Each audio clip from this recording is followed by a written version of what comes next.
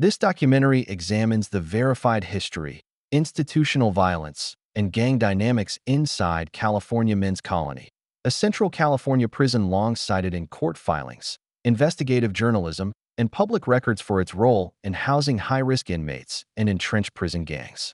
Drawing on publicly available sources, this series explores how power operates behind the walls, how rules are enforced by inmates as much as officers, and how a single decision can mean survival or death.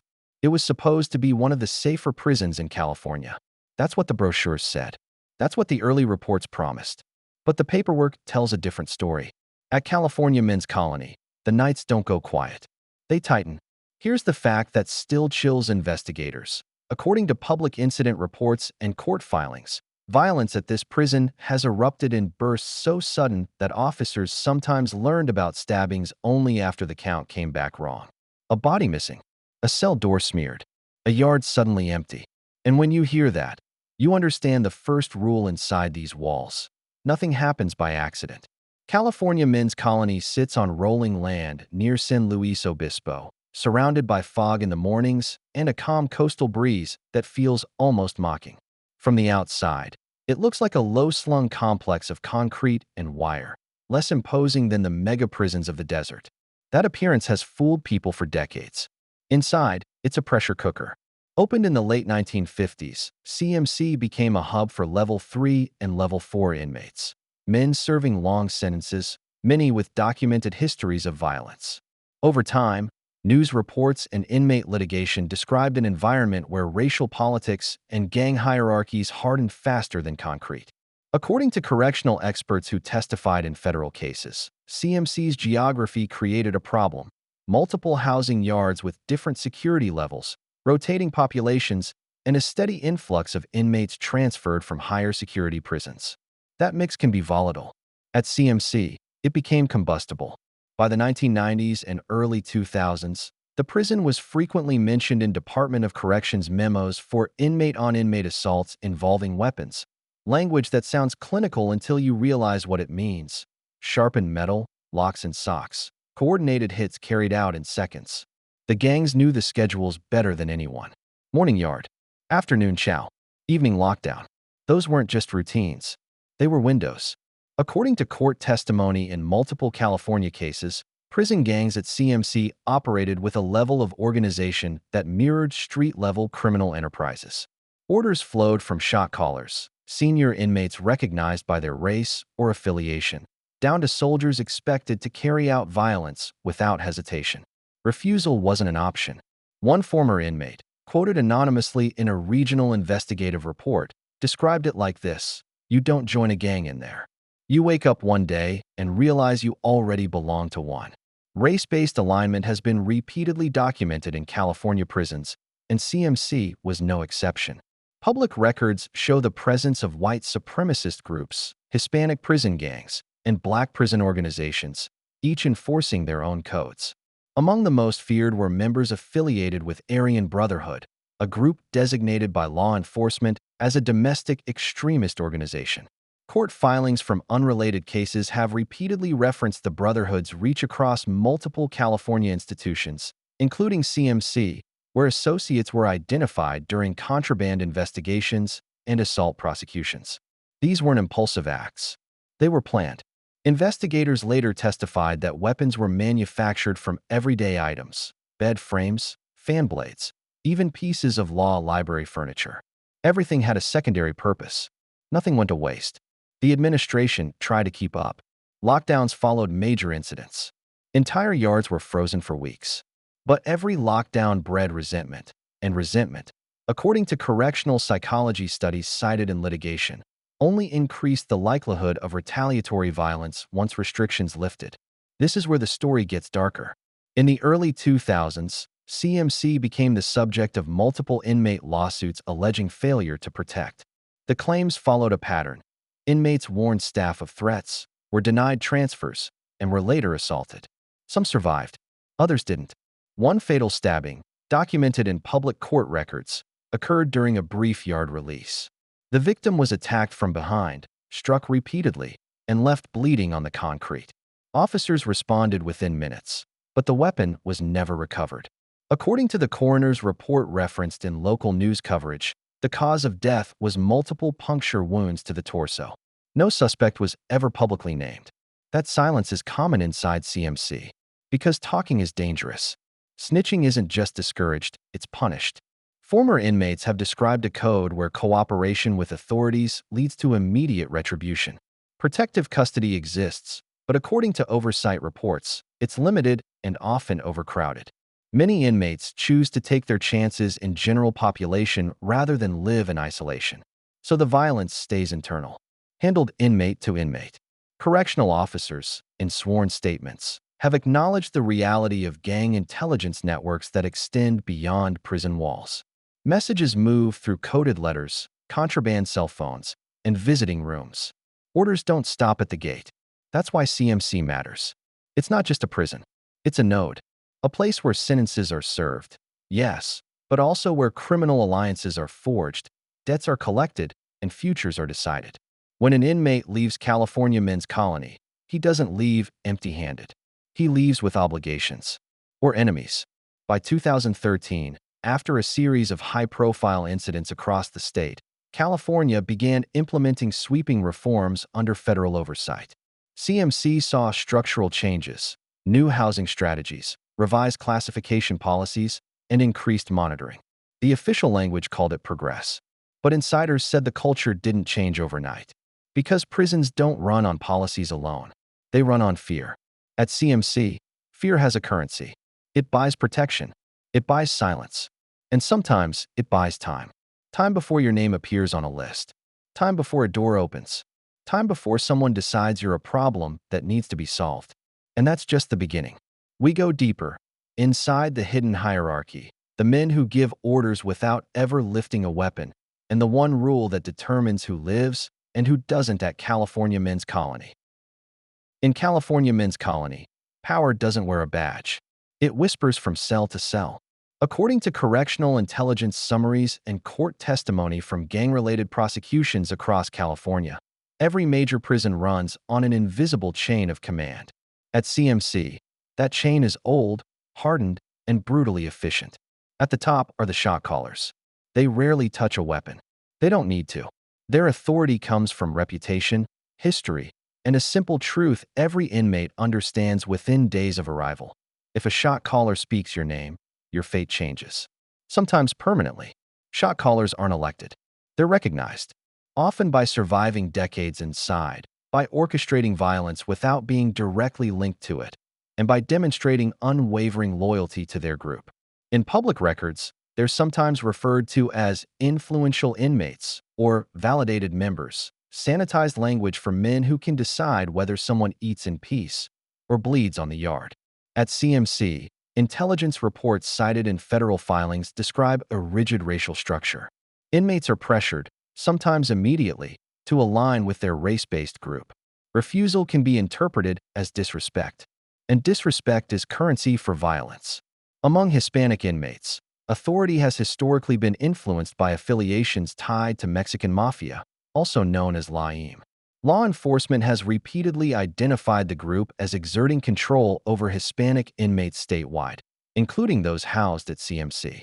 Orders are relayed through intermediaries, and enforcement is swift.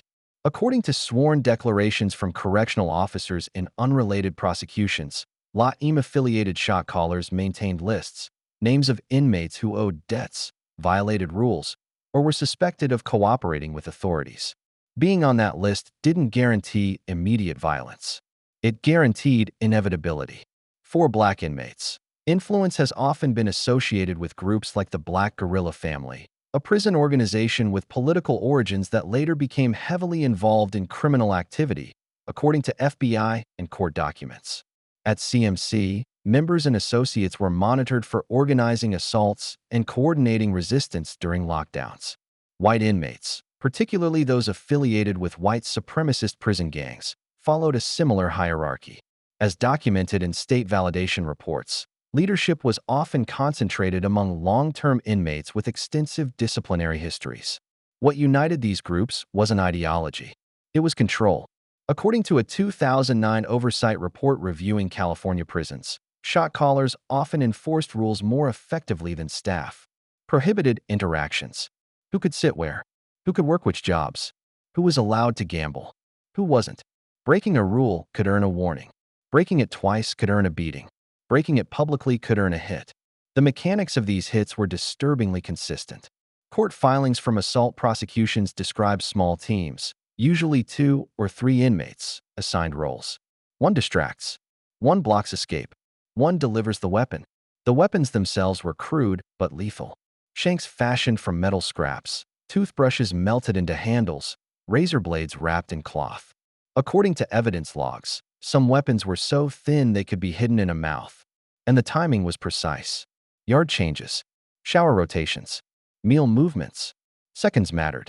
One former correctional officer, quoted in a newspaper investigation, described walking onto a yard where an inmate stood perfectly still, hands raised, blood pooling at his feet. He hadn't screamed. Screaming marked you as weak. The officer later testified that the victim survived, but refused to identify his attackers. That silence isn't bravery.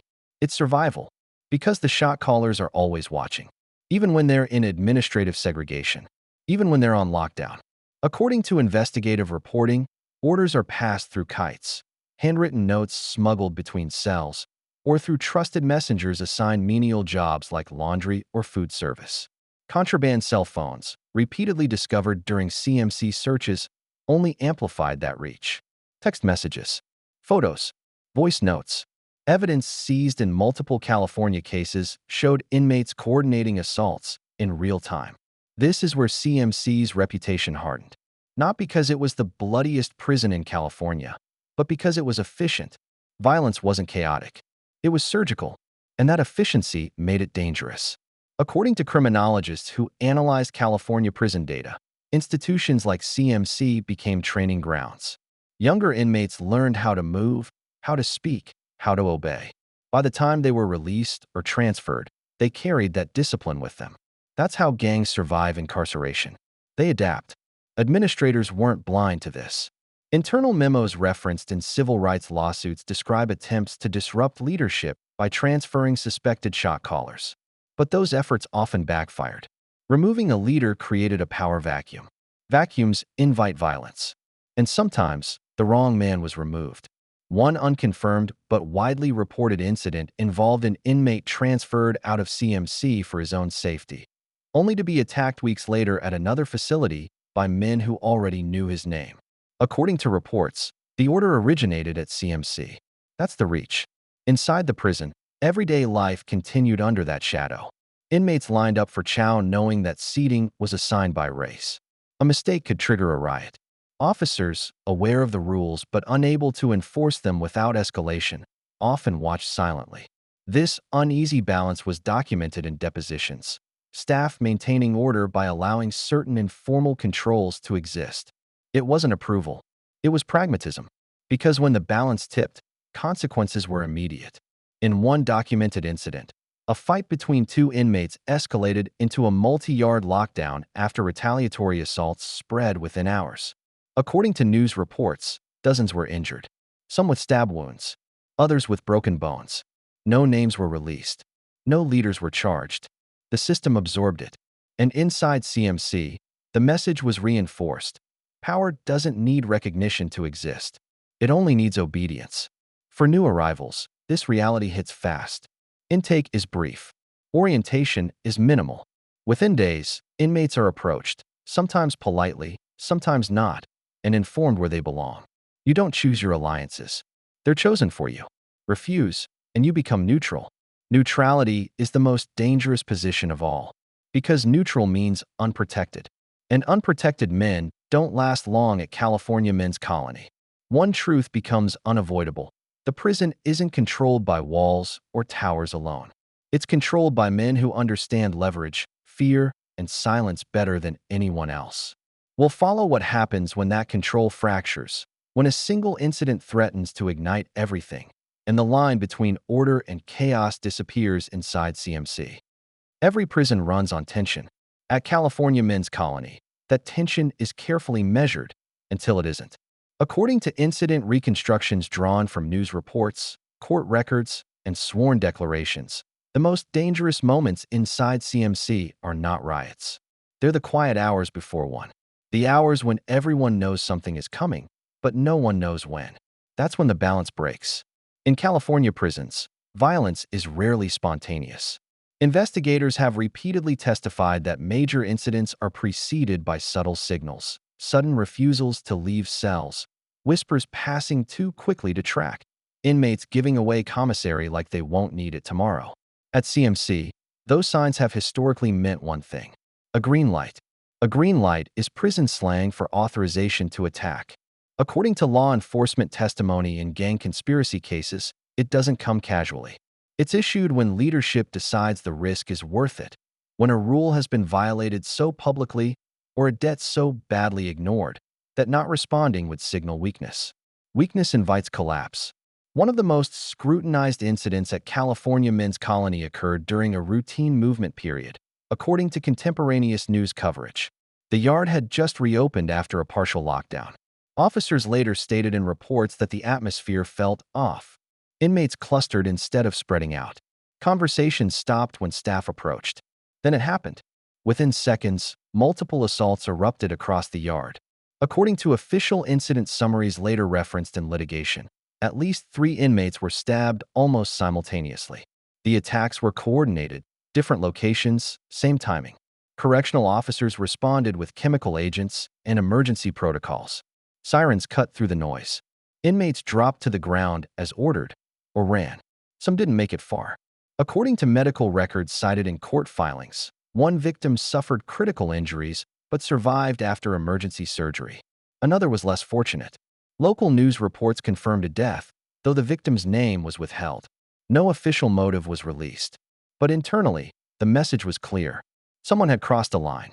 What followed was a lockdown that lasted weeks. Entire housing units were confined to cells for 23 hours a day. Programs were canceled, visits suspended. According to inmate declarations filed in civil suits, food was delivered cold through slots, and showers were rationed. Lockdowns are meant to restore order. They also create pressure. As days turn into weeks, resentment builds, not just toward rival groups, but toward leadership. Shot callers are expected to provide protection and stability. When conditions worsen, their authority is tested. That's when fractures appear. According to correctional intelligence reports, internal disputes within gangs often increase after major incidents. Younger members question decisions. Veterans argue strategy. Accusations of weakness or betrayal circulate quietly. At CMC, those fractures have historically led to secondary violence. Not riots. Targeted corrections. One former inmate, quoted anonymously in a long-form investigation, described how men were checked after the lockdown lifted. Pulled aside. Asked where they were during the incident. What they saw? Who they spoke to? Wrong answers carried consequences. According to public court records, some assaults following lockdowns were misinterpreted as unrelated fights. But prosecutors later argued they were delayed enforcement, punishment for perceived disloyalty. That delay is strategic. Immediate retaliation draws attention. Waiting restores deniability. Meanwhile, administrators face their own crisis. Oversight bodies, including the California Department of Corrections and Rehabilitation, have acknowledged in public reports that prolonged lockdowns raise legal and ethical concerns. Mental health deteriorates. Tensions rise. Lawsuits follow. But lifting restrictions too soon risks another explosion. It's a no-win equation. At CMC, administrators attempted targeted transfers, moving suspected instigators to other facilities. According to deposition testimony, those transfers were meant to disrupt command structures. Sometimes they worked. Sometimes they didn't. Because leadership isn't always where you think it is. In one widely cited but partially redacted disciplinary case, an inmate held in administrative segregation, isolated, monitored, and stripped of yard access, was still linked to orchestrating assaults. Investigators traced communication through a chain of intermediaries. No direct evidence tied him to the orders, but everyone inside knew. This is where the story turns psychological. Because when violence becomes predictable, fear changes shape. It's no longer about surprise. It's about anticipation. Waiting for your name to come up. Waiting for a debt collector who never introduces himself. According to mental health evaluations included in inmate grievances, prolonged exposure to this environment leads to hypervigilance, paranoia, and emotional numbness. Men stop reacting to screams. Blood becomes background. That normalization is dangerous. It lowers the threshold for violence. And it brings us to the incident that nearly tipped CMC into full-scale disaster. According to multiple news outlets and internal summaries, intelligence indicated a planned, coordinated assault involving dozens of inmates across multiple yards. The target wasn't a single individual, it was a rival group. Staff acted quickly. Emergency lockdowns were initiated before the plan could fully unfold. Cells were searched. Weapons were recovered. Shanks, razors, improvised clubs. The official statement described it as a prevented disturbance. But insiders called it something else. A near war. Because had it gone forward, correctional experts testified, the scale of violence could have rivaled some of the worst prison riots in California history. That's the paradox of California Men's Colony. Most people outside never hear about it because the worst-case scenarios are often stopped just short of catastrophe. Quietly, without headlines. But the cost is constant. Lives altered, bodies scarred, sentences extended. And every time the balance breaks and is forced back into place, it becomes a little more fragile. The question isn't whether violence will return. It's when. We confront the final reality. What happens after the gates open, how the influence of California Men's Colony extends into the streets, and why the prison's legacy doesn't end at the fence line. Every prison sentence ends the same way on paper. A gate opens. A man walks out. But California Men's Colony doesn't let go that easily. According to parole records, court filings, and post-release supervision reports, many men who pass through CMC carry something with them that no release document can erase. Obligations forged under pressure, alliances cemented by fear, and reputations that follow them long after the uniform comes off. This is the final fallout. And it begins the moment an inmate learns he's going home. Release inside CMC isn't a celebration. It's a calculation. According to former inmates interviewed in investigative reporting, the weeks before parole are often the most dangerous. A man leaving is a liability. He might talk. He might disappear. Or worse, he might forget who helped him survive. So accounts describe a familiar ritual. Quiet meetings on the yard, final instructions delivered without emotion. Debts are tallied. Expectations clarified. Sometimes protection is offered after release. Sometimes a warning is given instead. Because the walls may end, but the reach doesn't. Law enforcement officials have repeatedly testified that prison gangs use facilities like CMC as command centers. Orders issued inside can influence criminal activity on the outside. Drug distribution, extortion, assaults, often carried out by associates who've never set foot inside the prison. That's not speculation. According to federal indictments and California court records, communications traced back to incarcerated gang members have been used to establish conspiracy charges. Letters coded with innocuous language. Phone calls that never mention crimes directly. Visitors acting as couriers. The prison isn't the end of the network. It's the headquarters. For some men, release offers a chance to sever ties. Reentry programs, vocational training, and supervision aim to break the cycle. California expanded these efforts following years of litigation and public scrutiny, with CMC participating in rehabilitative programming documented in departmental reports. But success is uneven. According to recidivism studies cited in legislative hearings, inmates with strong gang affiliations face significantly higher risks of reoffending. The same discipline that helped them survive inside, loyalty, obedience, silence, becomes a trap outside. Because leaving isn't always allowed. Several high-profile criminal cases in California have involved defendants accused of committing violent acts shortly after release, allegedly under pressure from prison-based leadership. Prosecutors argued that refusal would have endangered family members still inside, or mark the defendant for retaliation. Those claims are often contested, but the pattern is persistent. CMC's legacy isn't just measured in incidents behind bars. It's measured in ripple effects across communities. Los Angeles, the Central Valley, the Bay Area, where men return carrying prison politics into street disputes. This is why corrections officials and policymakers began to reevaluate classification and housing strategies statewide. According to publicly released reform plans, the goal was to reduce the concentration of influential inmates in specific institutions, disrupting long-standing power structures. California Men's Colony changed. New surveillance technologies were installed. Intelligence units expanded. Gang validation policies were revised following court rulings that challenged due process standards. Indeterminate segregation practices were curtailed. On paper, it looked like progress. Inside, adaptation followed. Former staff members have acknowledged that as overt hierarchies weakened, influence became more subtle, less visible, harder to trace. Control didn't disappear, it decentralized. That evolution complicates accountability. When violence occurs now, investigators face a puzzle with fewer obvious pieces. Orders aren't shouted. They're implied. Enforcement isn't immediate. It's delayed. And that delay protects everyone involved. For victims, justice is elusive. Many assaults at CMC remain officially unsolved. Witnesses refuse to testify. Evidence disappears. Prosecutors rely on circumstantial links that juries sometimes reject. Families receive notifications with few answers. In some cases, civil lawsuits brought by families of victims have shed light where criminal cases stalled. Depositions reveal staffing shortages, delayed responses, missed warning signs. Settlements are reached without admissions of fault. The records remain, and they tell a story of a system constantly reacting, rarely ahead. Yet CMC is not frozen in time. Younger inmates entering today encounter a different environment than those who arrived 20 years ago. There is more oversight, more documentation, more cameras. Mental health services expanded under federal mandates. But the fundamentals haven't changed.